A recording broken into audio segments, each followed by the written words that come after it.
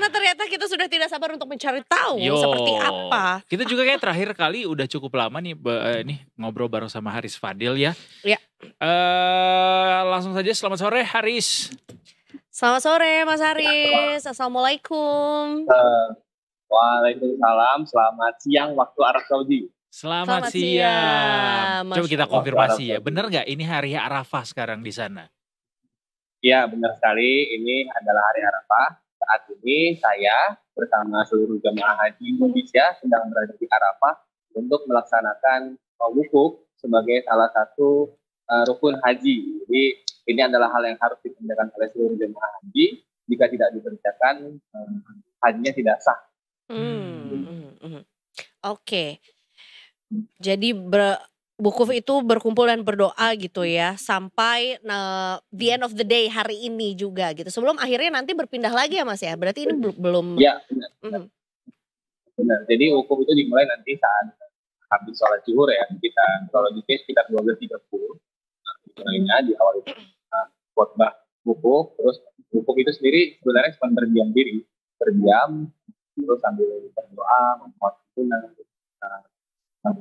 hal baik gitu. Karena wukuf itu hari Arafah itu adalah hari yang mustajab dalam agama Islam, doa. Jadi begitu jemaah haji disyaratkan untuk meminta ampunan, berdoa yang baik-baik untuk diri sendiri, untuk keluarga, untuk masyarakat sekitarnya, bahkan untuk bangsa dan negara. Baik, Mas Haris, ingin tahu dong seperti apa kondisi dan kemudian juga kabarnya lah ya para jemaah haji, terutama juga jemaah haji asal Indonesia juga di sana menjelang hari puncaknya gitu ya, karena kan sudah hampir selesai juga prosesi hajinya. Ya, saat ini sudah ada 203.000 jemaah haji reguler ya yang masuk ke Arab Saudi. Itu kita menjadi salah satu negara terbanyak jemaah hajinya, dan saat ini seluruh jemaah haji Indonesia sudah berada di Arafah untuk melaksanakan wukuf. Nah, wukuf sendiri, Arafah sendiri maksudnya di Arafah sendiri ini saat ini suhunya 41 derajat, jadi ya, luar biasa panasnya, dan jemaah haji Indonesia itu dilarang sebenarnya untuk keluar dari tenda wukuf, karena kalau di luar ya seperti ini harus pakai payung, harus rajin menyiramkan air ke kepala, ke wajah seperti itu. Dan di dalam tenda saat ini sedang berlangsung semacam sambutan, lalu doa bersama dan juga kita untuk khotbah wukuf. Baik, terlihat ya dari properti yang dikenakan sama Haris Fadil saat ini Tampaknya cukup sangat cerah gitu, sampai payungnya aja tembus pandang tuh. Saking terangnya. Tapi ada kesulitan nggak, Riz, di sana selama proses pergerakan menuju Mina begitu? Apakah ada kendala mungkin terkait penyediaan tenda dan segala macam yang lainnya mungkin yang bisa dikabarkan?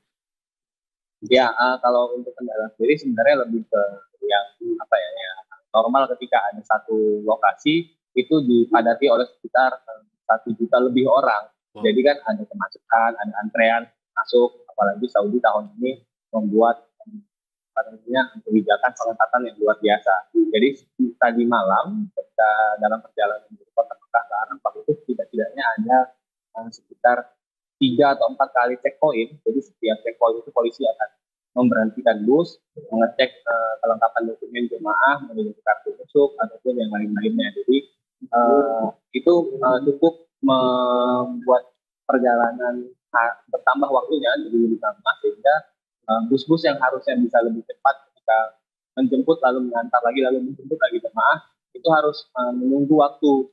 Jadi jemaah jadi lama lah seperti itu. Dan rencananya memang jemaah itu dijemput dan berakhir pengantaran ke Arafah itu tadi malam. Namun karena ya berbagai kendala, kepadatan jalanan dan segala macam, jadi baru selesai itu sekitar pukul 10 tadi. Jadi masih ada beberapa jemaah yang datang sekitar pukul 10 pagi waktu Saudi kalau saya tidak salah, dan masih ada jemaah yang baru turun dari bus dan baru diantarkan ke tenda-tenda yang mereka harus tempati. Baik, Tapi sebetulnya juga kami juga mendengar kabar yang cukup menjadi kabar duka juga, di mana sebetulnya ada beberapa jemaah haji yang meninggal gugur di tanah suci juga. Seperti apa Mas kisahnya di sana? Ya, pertama tentunya kita berduka ya. Mhm. Misalnya kalau saya tidak salah, itu sekitar 137 kalau saya tidak salah, jemaah haji yang wafat di tanah suci. Nah, jemaah haji yang wafat ini mayoritas, kalau saya tidak salah juga, Pak Menteri Agama mengatakan bahwa mayoritas yang meninggal adalah mereka yang memiliki penyakit penyerta. Seperti itu. Nah, salah satu yang membuat penyakit mereka agak telat ditangani karena saat awal-awal datang ke Mekah, pemerintah Saudi itu buat regulasi yang ketat, tidak boleh lagi ada klinik dari masing-masing negara untuk menangani pasien. Jadi semua harus dibawa ke rumah sakit Saudi. Nah, diduga yang menurut Pak Menteri Agama menduga bahwa jemaah kita yang sakit itu khawatir kalau dibawa ke rumah sakit Saudi karena terkendala bahasa, tidak ada yang menemani, dan segala macam. Jadi mereka seolah menyembunyikan sakitnya dan ketika sudah diketahui dampaknya fatal. Baik, dan juga beberapa waktu lalu juga kita juga mendapatkan kabar bahwa visa haji furoda yang tidak ada yang terbit kabarnya ya, atau mungkin ada update terkait itu Haris, bagaimana akhirnya visa haji furoda yang tidak diterbitkan oleh pemerintah Arab Saudi ini berpengaruh gitu terhadap para jemaah haji yang ada di sana. Nah, untuk diketahui bersama bahwa visa furoda itu langsung urusannya dengan Saudi ya, jadi itu di luar kuota dari Saudi untuk setiap negara. Kalau Indonesia itu kan kuotanya itu 221.000. Nah, itu visa furoda tidak termasuk. Berarti di luar dari kuota reguler gitu ya? Iya, di luar kuota reguler dan kuota khusus. Nah, jadi kalau menurut keterangan Pak Nasaruddin Umar, bahwa Saudi memang membuat banyak aturan baru menertibkan haji karena ingin pelayanan lebih baik seperti itu. Salah satunya adalah dengan tidak menerbitkan visa furoda. Kalau tidak salah, kemarin Menak menyatakan bahwa ada beberapa jemaah furoda yang dengan cepat seperti itu agennya dipindahkan ke kuota haji khusus ketika masih ada slotnya. Kalau saya tidak salah menangkap penjelasan Pak Menak seperti itu. Namun kan ada juga yang telat untuk mengurus visa. Jadi Saudi kan punya waktu tertentu untuk pengurusan visa haji. Ketika sudah ditutup, ya sudah mereka nggak mau menerbitkan lagi. Jadi akhirnya itu menyebabkan beberapa jamaah yang awalnya ingin berangkat lewat visa furoda gagal berangkat tahun ini. Ada informasi terkait apakah nanti mungkin akan diterbitkan di kemudian hari atau mungkin sebetulnya tidak akan ada lagi visa furoda yang akan diberikan gitu, Mas? Nah, kalau untuk tahun ini sudah pasti tidak ada ya, karena ini kan sudah puncak haji terakhir ya. Udah mungkin lagi ada yang masuk seperti itu. Kalau tahun depan ya kita tunggu saja, karena kan kebijakan Saudi juga bisa jadi berubah atau mungkin tetap sama, kan kita nggak tahu karena memang itu semuanya kebijakannya di Saudi ya. Benar. Oke, baik. Kebijakan Saudi. Baik, kalau gitu. Baik, kemudian Mas ada yang berbeda nggak persiapan menjelang Idul Adha di Indonesia dengan di sananya gitu kan? Mungkin kalau di sini excitement-nya untuk kurban. Nah betul, jadi salah satu yang menarik kalau saya sudah mukimin ataupun orang Indonesia yang lama tinggal di sini bercerita bahwa Idul Adha di sini tuh seperti Idul Fitri di kita di Indonesia, libur panjang mereka. Jadi anak sekolah kalau saya tidak salah sejak awal pekan kemarin sudah libur dan akan terus libur sampai pekan depan sekitar lebih dari seminggu libur mereka di sini. Jadi ya mereka liburan, benar-benar liburan. Dan kalau jemaah haji sendiri kan ini sudah dibawa ke Arafah ya, jadi kita tidak bisa memantau juga bagaimana kondisi di dalam kota Mekah terutama Masjidil Haram. Tapi setahu saya ada prosesi pergantian kain kiswah di Masjidil Haram ketika jemaah haji sedang menuju di Arafah untuk menyambut juga Idul Adha. Dan kalau kurban di Arab Saudi ini diatur dengan ketat. Jadi ada satu platform namanya Adobe. itu juga dia menyalurkan kurban, menyalurkan dam untuk jemaah haji, juga menyalurkan bahkan untuk akikah seperti itu mereka yang mengatur.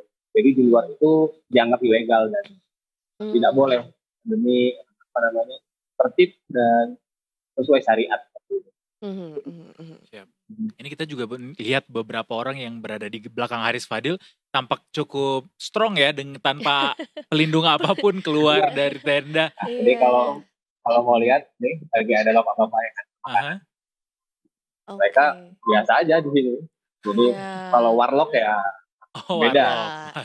Udah terbiasa dengan cuaca seperti itu ya. Haris, kita titip doa yang kencang buat timnas malam ini ya sekalian. Ya, baik. Itu saja.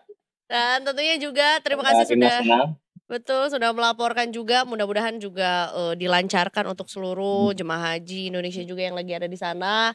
Sehat-sehat, lancar, kembali pulang ke Indonesia tidak kurang suatu apapun juga ya. Amin. Doakan juga buat yang di sini masih berharap pengen ada di tanah suci ya kan. Siapa tahu lihat Mas Haris di sana. Ya. Virtual dulu. Oh ya, virtual dulu. Kayak gitu tuh.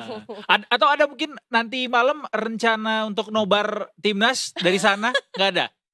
Enggak ya, fokus ibadah ya. Fokus dulu aja ibadahnya. Karena masih lanjut kan ke Musdalifah lalu ke Mina. Betul. Siap. Curi-curi lihat update di Detikcom aja. Tentunya. Siap.